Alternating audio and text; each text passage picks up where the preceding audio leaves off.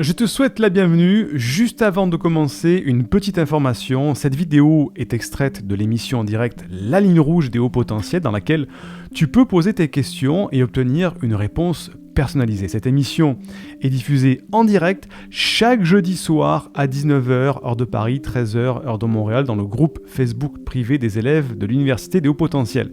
Si tu ne fais pas encore partie de ce groupe d'entraide et de bienveillance, tu peux y accéder en devenant élève de l'université. Pour cela, il te suffit juste de télécharger une première formation offerte dans le cadre de cette campagne de sensibilisation au haut potentiel. Le lien se trouve en description de cette vidéo ou en description du podcast. C'est tout simple, tu m'indiques à quelle adresse je dois t'envoyer la formation et tu la reçois tout de suite.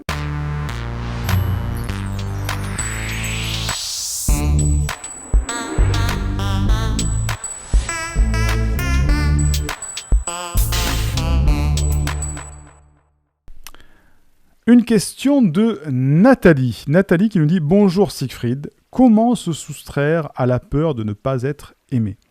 Dans le souci de plaire aux autres, on fait des choses pour que l'on nous aime. Apprendre à dire non au risque de ne plus recevoir leur amour. Quel conseil donnerais-tu, Nathalie ?» Nathalie, ça, c'est tout le phénomène de la fabrication du faux self. Quelques petits rappels sur ce que c'est que le self et le faux self. Le faux self, la fabrication du faux self, de ce masque social, est tout à fait normale dans l'évolution et les apprentissages d'un enfant. On est obligé de manière sociale de s'adapter à son entourage pour pouvoir se faire accepter et s'intégrer socialement. Nous sommes des êtres sociaux, donc c'est normal de fabriquer ce faux self. C'est anormal quand ce faux self étouffe totalement ta personnalité. On doit avoir un équilibre entre personnage social et ton être intime, qui tu es vraiment au fond de toi. Et quand c'est bien équilibré, c'est vrai qu'en société, on se comporte un petit peu différemment de celui qu'on est vraiment au fond de soi. Il y a un équilibre entre les deux, parce que socialement, on doit s'adapter. C'est normal. Le problème du faux self, de ce faux masque social, c'est quand il est prépondérant, quand il est trop présent et qu'il écrase, il étouffe ou il enterre la véritable personnalité qui ne reste plus que le faux self. Et à ce moment-là, la personne, elle ne sait plus vraiment qui elle est puisqu'elle ne s'est construite que par adaptation à ce qu'on lui a dit de faire ou par rapport au comportement qu'elle jugeait bon d'adopter et pas par rapport à ses besoins internes. Là, il y a la construction d'un faux self toxique. Donc quand tu me dis comment se soustraire à la peur de ne pas être aimé, là on est aussi dans la fabrication d'un faux self. Et tu me dis, dans le souci de plaire aux autres, on fait des choses pour que l'on nous aime. Apprendre à dire non, oui, mais il ne faut pas tout accepter. Et dans le parcours d'évolution d'un haut potentiel qui passe en 5 étapes, dont la dernière étape, c'est l'intégration du comportement du haut potentiel, on parle vraiment d'intégration du comportement d'un haut potentiel tel qu'il devrait se comporter quand il est lui-même. Parce que le problème du haut potentiel, c'est la fabrication de ce faux self. Le haut potentiel est l'athlète du haut niveau du faux self. Donc, il faut réapprendre à se recentrer avec soi-même, avec ses propres besoins, et accepter de changer son comportement, puisque le comportement que tu as peut-être aujourd'hui est un comportement de suradaptation, de faux self.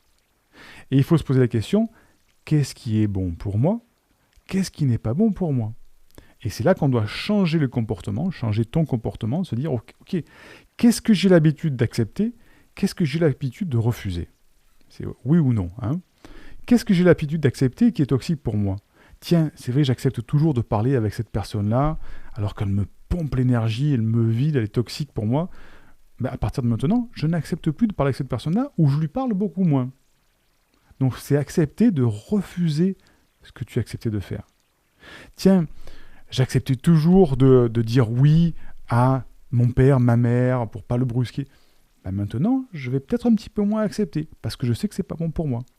Et inversement, jusqu'à présent, peut-être que tu refusais certaines choses, tu disais non, alors qu'en fait, tu disais non, parce que peut-être tu disais non, là, je ne peux pas me faire confiance, je ne suis pas légitime pour avoir la bonne solution, non, mon intuition, c'est sûrement pas la bonne. Donc tu disais des non. Mais à ce moment-là, tu vas dire, tiens, si je changeais de comportement, si je me faisais confiance, qu'est-ce qui se passerait ? Si ma conclusion était peut-être la bonne et c'est les autres qui avaient tort. Et là, tu commences à accepter des choses que tu n'acceptais pas au début. Donc tu changes ton comportement, tu switches et tu vas aller chercher, parce que là, j'ai pas la bonne réponse, tu vas aller chercher ce qui est bon et ce qui est mauvais pour toi.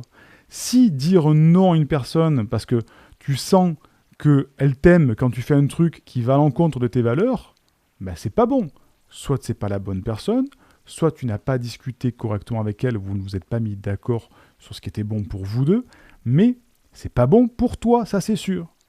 Donc, dans ce cas-là, il faut faire la part entre ce qui est bon et ce qui est mauvais pour toi.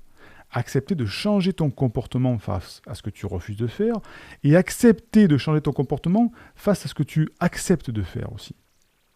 Et tu vas mesurer, parce que ce n'est pas une science exacte, ce qui est bien mieux pour toi ou pas, là où tu te sens mieux ou pas.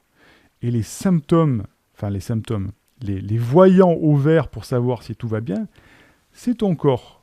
Parce que ton cerveau, il va être perdu dans tout ça au début. Tu n'as pas l'habitude de dire oui, de dire non, des trucs que tu n'avais pas l'habitude de faire. Et c'est là où il faut se recentrer sur ses émotions. Parce que ton cerveau émotionnel, ton intelligence émotionnelle, ne passe pas par les circuits cognitifs. Elle passe par des circuits émotionnels où il n'y a pas de compréhension logique, c'est de la compréhension émotionnelle. Donc, il faut écouter ton physique. Tiens, quand je dis non à cette personne, parce qu'elle me demandait de faire ça pour lui plaire, qu'est-ce qui se passe ? Putain, en fait, je me sens plus léger quand je dis non. Putain, en fait, ça me fait du bien de le dire non. Ah ! Symptôme physiologique, je me sens plus léger. Ah tiens, là, j'avais l'habitude de ne pas me faire confiance. Là, je me suis fait confiance. Waouh, j'ai eu un frisson parce que en fait, j'ai eu la bonne solution en fait. Symptôme physiologique, tu as eu le frisson, c'est bon pour toi.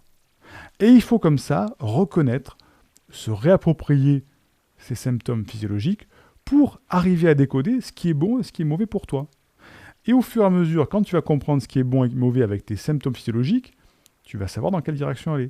Si inversement, tu as des symptômes négatifs, ah tiens, j'ai dit non à cette personne, oh, ça m'a fait une boule au ventre là, ou alors j'avais une boule là, oh, là j'ai une boule là. Négatif pour toi, ça veut dire que tu n'as pas pris la bonne décision. Ah tiens, là, cette personne-là, tiens, j'ai accepté de faire ça, alors que je n'avais pas l'habitude de le faire, mais je me suis mis un coup de stress et je n'ai pas dormi de la nuit. C'est pas bon pour toi aussi. Et il faut apprendre à décrypter tout ça. Et en décryptant tout ça, tu vas savoir ce qui est bon et ce qui est mauvais. Et tu me dis, apprendre à dire non, on risque de ne plus recevoir leur amour. Si tu as peur de ne plus recevoir l'amour d'une personne parce que tu ne fais plus le comportement adapté pour qu'elle t'aime, c'est ce que je te disais au début, soit ce n'est pas la bonne personne, qui ne t'accepte pas à ta juste valeur, pour qui tu es vraiment au fond de toi, soit vous ne dialoguez pas avec le même vocabulaire. C'est-à-dire que vous êtes peut-être compatible pour qu'elle t'aime, mais vous n'avez pas la même observation sous le même angle de la situation. Hein, c'est ce qu'on appelle un reframing. Certaines personnes vont voir ici, sous cet angle-là, le stylo noir, et puis la personne derrière va le voir sur sa face bleue, peut-être, par exemple. Vous ne regardez pas de la même manière, toi tu vas dire, mais non, le stylo est noir, et l'autre à côté, il va dire, mais non, il est bleu. Mais je te dis qu'il est noir, non, il est bleu. Et quand tu tournes, hop, tu tournes, ah ouais, effectivement, il était bleu de l'autre côté. Mais excuse-moi, en fait, on disait tous les deux qu'il y avait un stylo, mais on ne regardait pas de la même manière. C'est ça le reframing. C'est de se dire, ok, peut-être qu'on se dit les choses, mais pas sous le bon angle, pas avec les bons mots, pas avec assez de transparence. Là, on rentre dans tout ce qui est communication non violente, communication en programmation neurolinguistique, comment faire en sorte de se comprendre en communication. Accepter le mode de langage de l'autre pour lui exprimer justement ce que l'on veut dire et que l'autre le comprenne. C'est de la PNL, la programmation neurolinguistique, c'est aussi de la communication non violente. Et ça s'apprend, Nathalie. On l'apprend à l'université, on l'apprend à en lire, il y a des livres à la bibliothèque pour ça. Il faut se former, mais la clé, elle réside là-dedans.